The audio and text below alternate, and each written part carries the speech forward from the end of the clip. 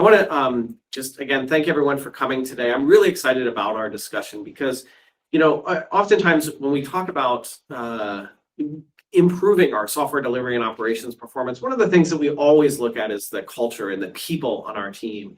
And we seek to decrease burnout of the individuals that are on our team. And really, if you go back to the canonical definition for things like continuous delivery in its canonical definition talks about this doing all of these things in a sustainable way. And it is about making sure that our teams can work and show up in a sustainable way and that they aren't getting burnt out.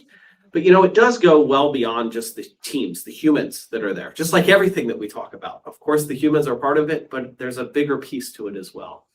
And I think that, given that it is the month of Earth Day, or maybe it's Earth Month, I'm not even sure how these holidays work anymore. But, this is a thing. Compute takes energy. It takes power. And that puts a drain on all of our resources. And I think that we have a responsibility, frankly, as engineers to think about how can we go beyond not just the sustainability of our team, but the sustainability of our planet and the resources that we've been provided. And so it's with all of that in mind, and some other things that I might bring in after Nikita's talk, that I am really excited to introduce Nikita. In fact, I'm not even going to introduce Nikita. I'm going to hand it off to her and let her speak for herself and introduce herself. But Nikita, I'm so thankful that you were able to join us today. Thanks so much. I'll turn it over to you. Awesome. Thanks, Nathan. Yeah, thanks y'all for having me today. I'm Nikita, and I mostly work in machine learning and also in sustainability, and I'm not a DevOps person, but I'm excited to be here with you guys today and share a little bit about kind of why carbon matters to us and this new field of carbon-aware computing. So I'm gonna present my slides.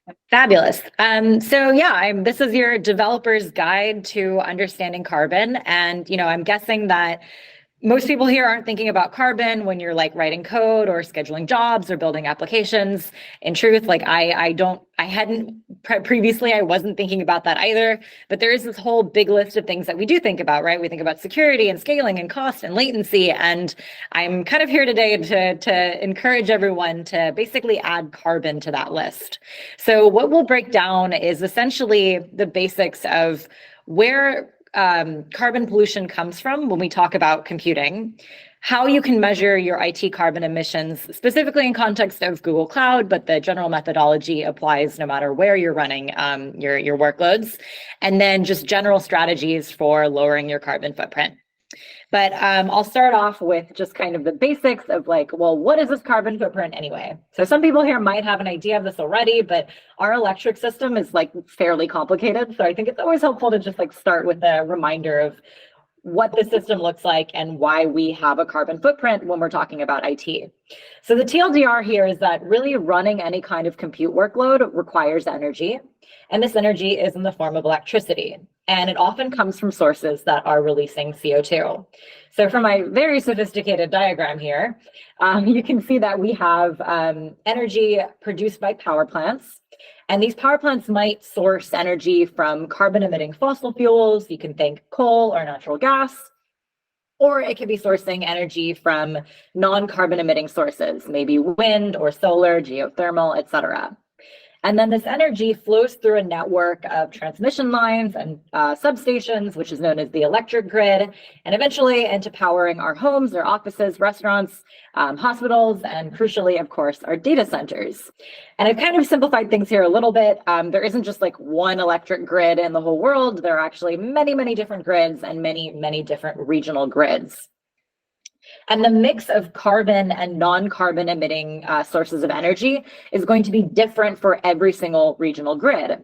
So for example, France relies really heavily on nuclear, Sweden on hydro, Texas, where I'm based, on natural gas. And then even within a particular regional grid, the carbon intensity is going to change depending on the time of day, because some sources like solar are only available during the daytime. And so that it changes throughout the day.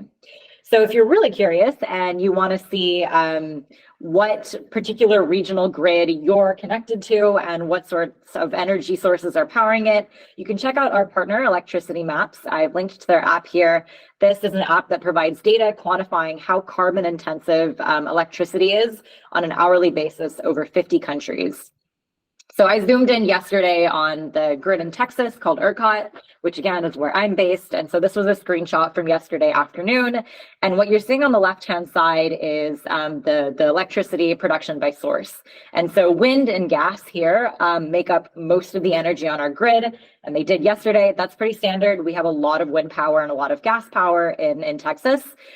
Surprisingly, yesterday, solar was at like 17% on the grid in the middle of the afternoon, which is higher than I've usually seen it in Texas. So that was kind of cool. And it amounted to about 47% of the energy sources being renewable at that point in time in Texas. But again, if I like pulled up this map again right now, it would probably look different, even for the same grid. And if we looked at other regions, you'd see a totally different electricity mix. So the question here is, one other quick point. So like the key insight here is that, we know the carbon intensity of a particular regional grid, and then we know which grid each data center, like let's say each Google Cloud data center is connected to. So if we know those two things, we can actually estimate the carbon emissions that are associated with a particular workload that you ran in that location. So that calculation actually amounts to be like a little bit complicated, but if you are a Google Cloud user, you don't actually have to go through the work of calculating all of this yourself. So that makes the, answering the question of, well, how do I figure out what my carbon footprint is in relation to associated with my IT workloads? It makes it a lot easier to calculate. So if you want to quantify greenhouse gas emissions from your IT operations, specifically on Google Cloud, there is a tool called Carbon Footprint, which you can pull up this dashboard in the Cloud Console. And this overview page here is going to show you basically an estimation of greenhouse gas emissions in metric tons of equivalent carbon dioxide, which is a standard for reporting these numbers, for usage of Google Cloud services associated with your particular billing group. And this overview page here shows you basically your monthly carbon footprint estimated across different projects, regions, and products. And so in the top of the dashboard, you'll see basically your total greenhouse gas emissions that are associated with your Google Cloud usage, and that's this location-based total number. And you'll notice this number is actually broken down into 3 further emissions categories, scope 1, 2, and 3. I'm not going to talk a whole lot about these because it's sort of a different topic, maybe if we have more time later.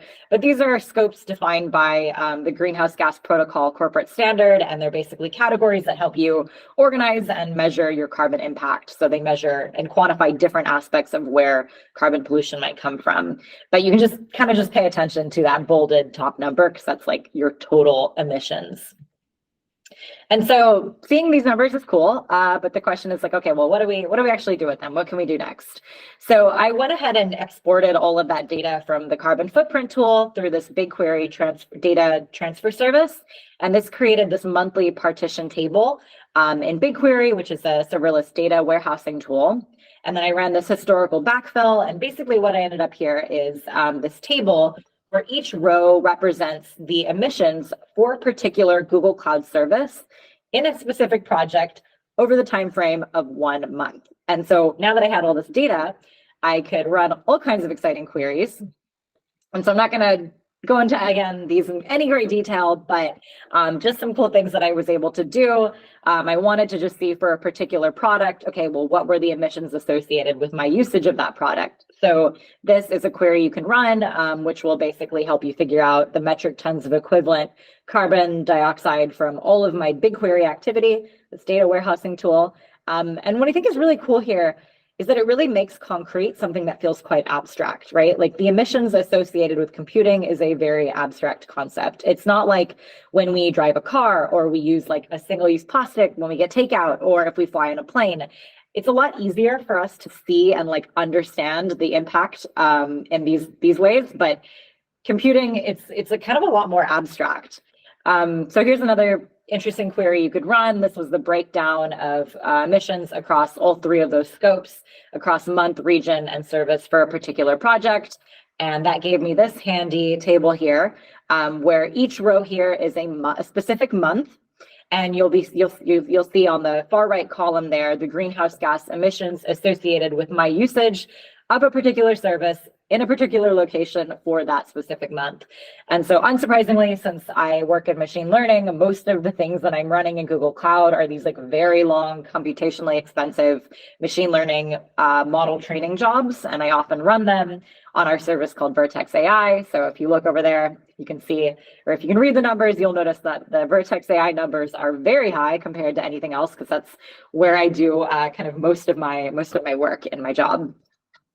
So now that we're sort of empowered with all this data, like I said, there's like a million different ways you can splice this data and look at it and try and see where your impact is coming from, how it's changing time over time, et cetera. But I think like this big open question here is like, well, why should any of us actually care, right? I think the idea that like as developers, we can have any impact on emissions seems quite daunting at first. Like at the end of the day, we're sort of just like launching these jobs on machines somewhere out there connected to an electric grid. But like I mentioned earlier, different regional grids have different makeups of energy sources. So that means that some Google Cloud regions or wherever you're running your workloads, they're connected to electric grids that have a higher amount of carbon-free energy sources operating on them. And so as a result, the region that you choose to run a compute job on can have a really big impact on your carbon footprint. So the general idea here is like, well, when we pick regions, we generally think about things like data locality and price and latency. So we can kind of just add carbon to that list and weigh these different factors and figure out what's the best region for us, given these constraints that we have. Because again, each region can have a significantly different carbon emissions profile, even to regions that are like geographically quite close together. So when we generally think about this problem of reducing carbon emissions, usually the first thing that comes to people's mind is just like adding more carbon-free energy sources to the grid, right? Like let's add more solar, let's add more wind, let's add more nuclear, whatever. And that's very important. But it's not just the supply that matters. As developers, we can actually be very flexible in the way that we manage demand. So this means that like batch workloads that aren't like super time sensitive, we can choose to run them at specific times of the day where there's more carbon-free energy available. Or again, like just kind of a really good place to start is just by selecting lower CO2 regions whenever you can. So in Google Cloud, we do have these in our docs, these like low CO2 icons, which indicate regions that have a carbon-free energy score of at least 75%. And carbon-free energy score just basically is this metric that represents the average percent of time that your application is running on carbon-free energy. And you can actually see this in the Cloud Console for several products. I think this little demo might show that. There's this nice little like low CO2 icon over there. And you can actually even restrict your projects to only operate in low carbon mode, which means you'll only be able to launch jobs in regions that qualify as basically low carbon intensity. But if you wanted to do something even more fancy, and I did start to kind of work on this a little bit, but I haven't finished it yet, so I'd be curious if anyone here is interested in doing something similar. I mentioned earlier there is this tool, Electricity Map, and that's where I pulled that screenshot from. It was from their app that you can go in and check out for different grids what the electricity mix is on an hourly basis. But they have an API, and there's all kinds of stuff you can do with this API. So you can actually build an application that you go in and you basically call this API and figure out which region at that hour has the most amount of carbon-free energy available. And maybe you want like the region that's closest to you, but also like has the most amount of carbon-free energy available. And you choose to launch your job, whatever it is that you're running, whatever workload you're running, you launch it in that particular region at that point in time. You could do something even more fancy. You could say like, well, I don't want to run these batch jobs that I know aren't super time sensitive. I don't want to run them unless there is a grid available that has X% of carbon-free energy available. So you could like hold on running the job until there is an opening where there's enough, solar, wind, whatever, powering a particular grid somewhere, and then you could launch your job. So I started to build something kind of like this into a pipeline to schedule my long-running machine learning training jobs in specific regions based on what grids at that moment have more carbon-free energy available. So there's kind of like a whole bunch of stuff you could do with this API and a lot of cool different ways I think you could experiment with. So I've linked a couple of interesting resources here. I wrote a blog that kind of details a little bit more about this. There is a tool called Vertflow, which does something kind of similar for Cloud Run, which is a serverless tool on Google Cloud. It'll run Vertflow's application will basically run your jobs in the region that has the most amount of carbon-free energy available at that point in time.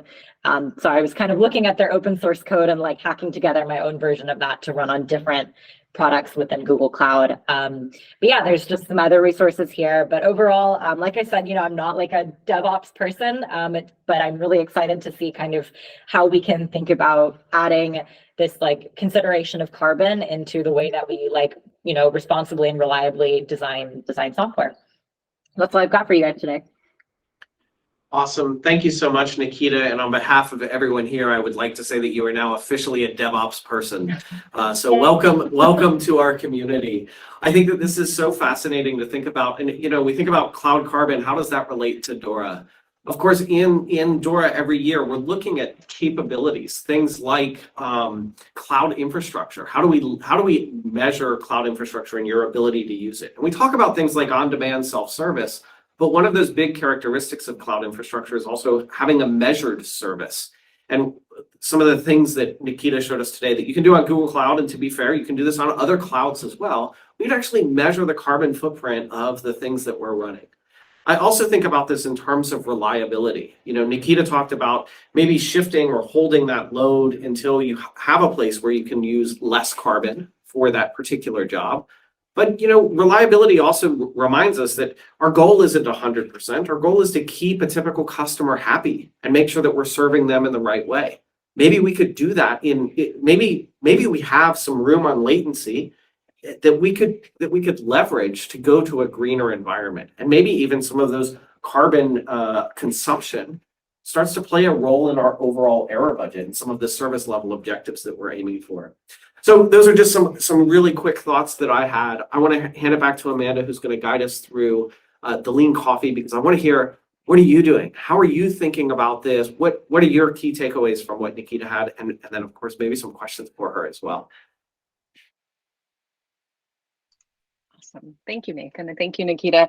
I did, Nathan, I was just so darn excited for this presentation that I skipped this slide. So I will come back to that before we introduce Lean Coffee. But I do just, Nikita, thank you so much. You are absolutely part of DevOps. We're all DevOps. And I know before your presentation, I think I kind of mindlessly chose regions. I didn't put a lot of thought into it. And after your presentation, I definitely now, it's a lot more intentional. And so thank you for putting this together, and thank you for sharing it with the DORA community as well.